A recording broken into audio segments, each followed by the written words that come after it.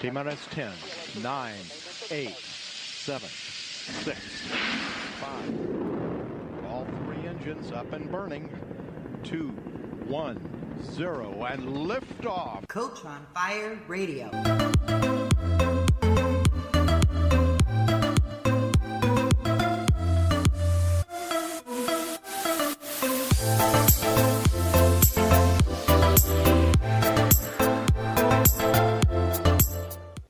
Hey everybody, welcome to Brave Healing, Words That Change the World. I am Laura DeFranco, and my mission is to start a revolution of brave healers who are healing themselves and the world by sharing their stories. On this podcast, we're going to have the conversations you crave, the ones that create a ripple. And I'm really grateful today to tell you guys that this podcast is being sponsored. The Wellness Universe has sponsored this show, and please go to thewellnessuniverse.com and check out all the incredible ways you can be supported on your wellness journey, both as a consumer or a health and wellness professional. Do you guys write? Do you like to write? Make sure to join the Wellness Universe, and you can do that for free and start submitting your blogs, you guys. Anna and Sherry, the founders of the Wellness Universe, are amazing women, and you're going to love being a part of their platform and community. And honestly, out of the several platforms I've been a part of over the last few years, the Wellness Universe continues to stand out to me. The founders are the real deal, heart-centered, authentic, badass. So please go check those guys out. And today's show is also being sponsored by Ginny Robertson, the founder of the On Purpose Woman community. Ginny is another badass woman who's changing the world one connection at a time. She has local opportunities all over Maryland, which is where I live, as well as a global online platform where you can connect with other women and begin to build the community you need to thrive, whether you're retired, transitioning, looking for work, or looking to connect with prospective clients. You're going to want to hop over to ginnyrobertson.com or find the On Purpose Woman community on Facebook, you guys. So I'm going to invite you all to take a deep breath with me today and really arrive here in the moment, in your body. Let yourself feel the words today. Notice how a word or a tone or a topic feels inside of you. Feeling is healing. And I am so excited to be welcoming Trilby Johnson to the show today, who is joining us from New Zealand, you guys. She definitely wins the prize for furthest podcast guest. Oh my goodness. Trilby has a background in psychology, NLP, massage, Reiki, DNA activation, meta coaching, and advanced healing processes. Her personal success story is overcoming chronic self-loathing as a result of abuse and emotional trauma and cultivating self-love and emotional freedom for herself. Her passion is the intuitive body and its central role in the integration of body, mind, and spirit. She sees her role as educating and facilitating others in their possibilities of healing, alleviating stress, and cultivating emotional freedom on their own terms. Her clients hire her for her authenticity and ability to reset their emotional, physical, mental, and spiritual default settings to true north, often with miraculous results for their relationships, finances, health, and mindset. Wow, Trilby, welcome. Hi, Laura. Thank you so much. I'm so glad to be here. Oh my goodness. I cannot wait to ask you some questions about your healing modalities. You have quite a few that you've trained in, and it's really, really exciting to see that list. I also wanted to mention to everybody that she has 2 transformational books. One is called Aha Moments, and the other is called Fearlessly Alone. And both are powerful invitations to create emotional freedom and enter into a deeper sacredness with self. You guys are going to be able to find Trilby at Trilby Johnson, theconnective.com. Did I get that right? That's correct. Okay. Beautiful. Trilby Johnson at theconnective.com. So, Trilby, tell me, what caught me right off the bat with when I was reading about you was the myths about emotions. So tell us about the myths, the biggest myths about emotions that you want to help people bust through. Yeah, sure. Well, we've been, in my experience, fed misleading information for centuries, and it's kind of we've become entrained to certain emotions. I think the biggest myth is that life has to have meaning, and this can kind of blow people's mind because it's like, oh well, we spend our time. My life has to have meaning and all that, and it's kind of made us lose sight of the fact that we are the meaning, if I can put that way. So it's kind of paradoxical in a sense, but it's looking at meaning and emotion from a different point of view. And I know from my own journey, I was a slave to my emotions for a long time. And so it's learning to see them as messengers for what they are. I think the biggest myth is that drama is more important than things that are calm and peaceful. And of course, where people get sucked in by this. So I think it's really important to be monitoring your emotional responses and working with them, because ultimately I found you can't just change your thoughts. I mean, I've tried it, believe me, but I say thinking is stinking.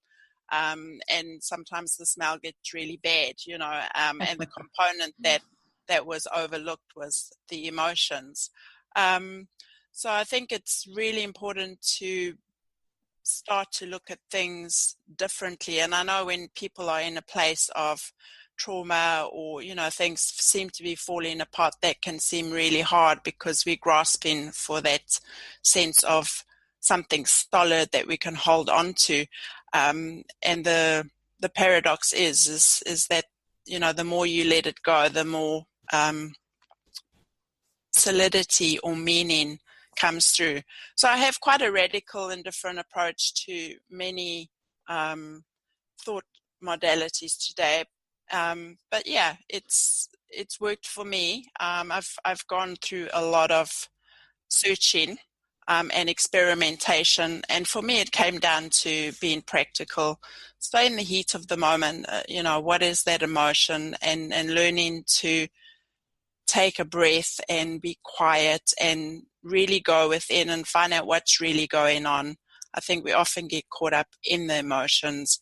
So it's kind of like the saying, have we been looking for meaning in all the wrong places? And I think we have. And I think that's why we feeling and seeing so much of what's going on outside, because it's starting to crumble, which is good news, but it can be terrifying if we're already feeling shaky. So I think just don't trust yourself, really. So challenge everything, but in a way that's peaceful. The peaceful warrior kind of attitude rather than aggressive and pushing. I love that. So essentially you're talking about emotional freedom. So, if we said that emotional freedom was kind of an ultimate goal, I'm not sure if that's the right word. It's more of a practice, right? So Yeah. Talk about this emotional freedom. What is this and why do I want it? Well, I suppose one of your values would have to be freedom. It's not freedom for everyone. For me, it's just always been, I want to be free to be me. And I didn't feel that growing up. And still today, I have to really look at situations. So emotional freedom is living consciously, really, and creating consciously your life. And I really think that we're in a time where this is now possible. I think we are supported by the energies. And again, this could be why it seems so chaotic. But it's to truly be who you are and to not be conforming to somebody else's version of that. And I think it takes a lot of introspection and getting to know yourself, because we're social creatures, and our greatest desire is to, well, fit in, other than perhaps be ourselves. And those two really clash. So, you can have two very strong values like freedom and security that are vying for each other. And they don't have to. They can exist together. Whereas I think we've been living in a duality and polarity focused framework, and that didn't work for me. So I stepped out of it, and really embraced that we are creators, and that's the emotional freedom.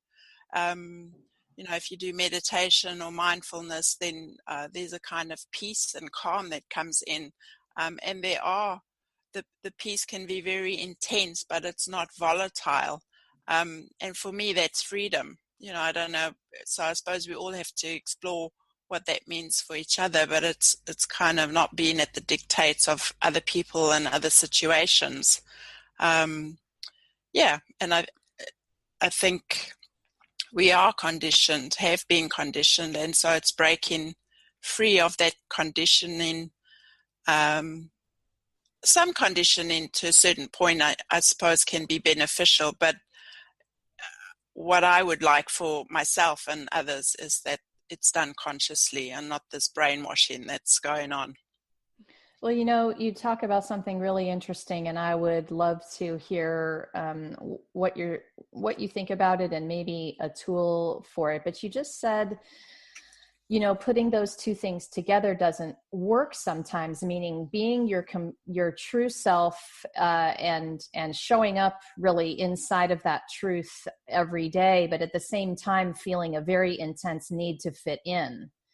And so, I think part of that awareness practice is understanding and really understanding the emotional triggers. There are a lot of tools that help us with this, but talk to me about some of the tools you use and how they help us reduce that trigger factor. Yeah, well, I think this is a game that mind plays with us, in the sense the mind, our beautiful minds, they are always trying to protect us. I've been down that analytical route and the mind game, and I've been right to the end, and I've gone beyond what many people go. So I was looking, what's the answer? I didn't find it with my mind. So I think that's one false premise that perhaps we have to consider. Or is it false? Let's put it that way. Ask the question, and then go from there.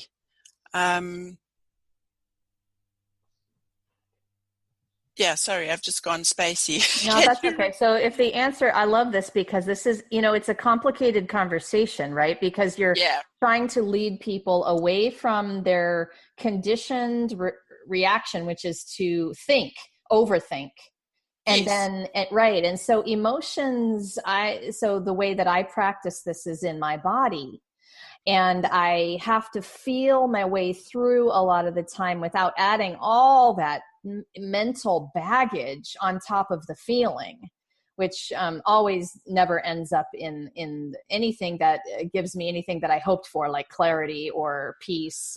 And I love, a minute ago, you put two words together that I had never heard put together: intense peace. I love that. Yeah. And it's more the feeling rather than this emotive meaning, and meaning, you talk about words, and being a writer myself, I mean, the power of the pen, it's huge, but at the same time I think we need to be challenging that, and redefining words, asking, what does this mean? Because if you take an old dictionary, for example, pre-1940s, or you read a Jane Austen book, the English, the language is used quite differently. And it's just a reminder that over time, language changes. And so the kind of ping words, they change, and we just assume that this is what they mean. Right. So explore them, like explore what the word emotion means, explore what anger means, because we have these, in neuro-linguistic programming, they call them generalizations.